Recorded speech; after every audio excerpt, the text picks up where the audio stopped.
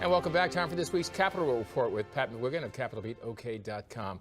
Pat, an old friend of yours from the state capitol, a Democrat, has chided the majority party Republicans for their recent behavior, and you agree with them. Tell us more. Yeah, people that actually watch this regularly know that that's not all that unusual. The man I'm talking about is Mike Ray. He wrote a commentary, and I was proud to post it on Capital Beat OK.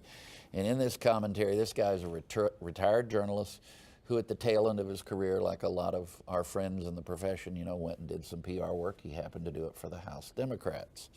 And it was a pleasure to work with him. I think I mentioned him last fall and gave him a tip of the hat. Anyway, Mike wrote this commentary where he talked about the Republican majority playing games with the germaneness rule in order to completely transform the meaning of a bill at the last minute. And they had party line votes when it was challenged.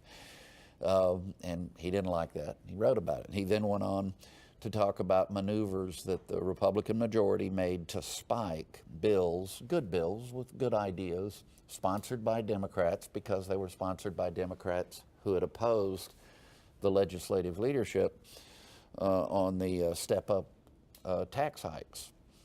But they didn't punish the Republicans who had opposed the step-up tax hikes. So at the end of the day, it's all about partisanship.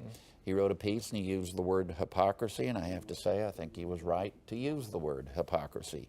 I remember writing editorials when I was at the Oklahoman on the side of the poor, aggrieved Republicans who would have their good ideas for bills stolen by the Democratic majority or spiked, even though a majority of the members of the legislature agreed with them. It wasn't right then, and it's not right now.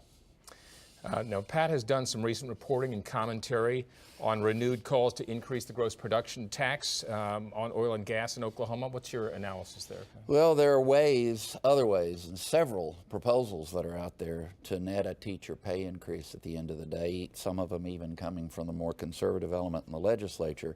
This one would grow government and hurt the state's key heritage industry.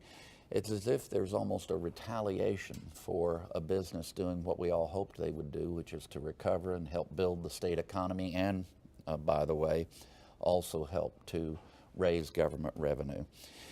Raising taxes this much to the 7% issue that's being discussed is a mistake, in my humble opinion.